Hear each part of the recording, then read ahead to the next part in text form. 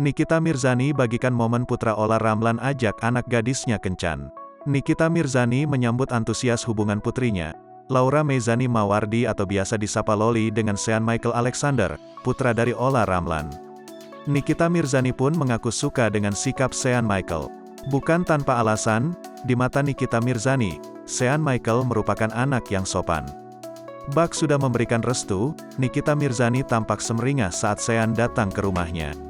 Ibu tiga anak itu diam-diam merekam kehadiran Sean ke rumahnya beberapa waktu lalu. Kedatangan Sean itu tak lain adalah untuk menemui Loli. Terkejut direkam ibu dari kekasihnya, Sean tersenyum lebar. Bukan cuma untuk menjemput Loli, Sean Michael rupanya juga hendak diajak syuting oleh Nikita Mirzani. Bersikap baik dan ramah pada Sean, Nikita Mirzani rupanya sudah kesengsem pada putra Ola Ramlan itu. Terkait asmara putrinya, Nikita Mirzani mengaku telah merestuinya.